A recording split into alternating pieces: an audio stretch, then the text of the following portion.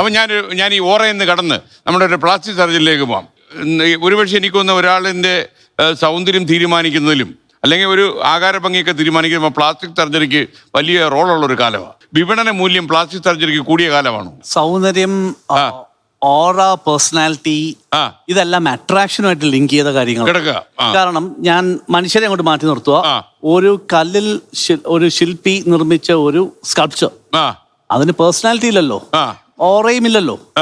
ആ വ്യക്തിത്വം, നമ്മൾ സംസാരിച്ച സംസാര ഭാഷ, ശൈലി, ഇതൊന്നും ബാധിക്കുന്നില്ലല്ലോ. ഫോം ആണല്ലേ, കല്ലിൽ ഉണ്ടാക്കി വെച്ചേക്കുന്ന ഫോം അല്ലേ. Everything in this world is beautiful. ഒരു സ്കൾപ്ചർ ആണ് ബ്യൂട്ടിഫുൾ ആയിട്ടുണ്ട്.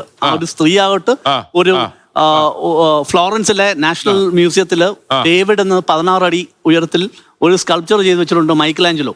U look at that sculpture, it's very beautiful. It's ഒരു ഐഡിയൽ മാൻ, 16 feet high.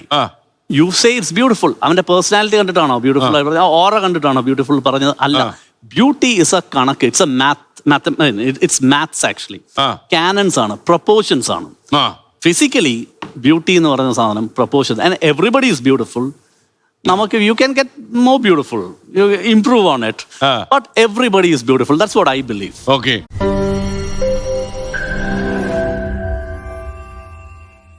ലോകത്തെവിടെയായാലും ഏത് സമയത്തും 24 വാർത്തകളും ഓഗ്മെന്റഡ് റിയാലിറ്റി പാക്കേജുകളും എക്സ്പ്ലെയിനറുകളും വിശദമായി കാണാൻ ഞങ്ങളുടെ യൂട്യൂബ് ചാനൽ നിങ്ങൾക്ക് സബ്സ്ക്രൈബ് ചെയ്യാം.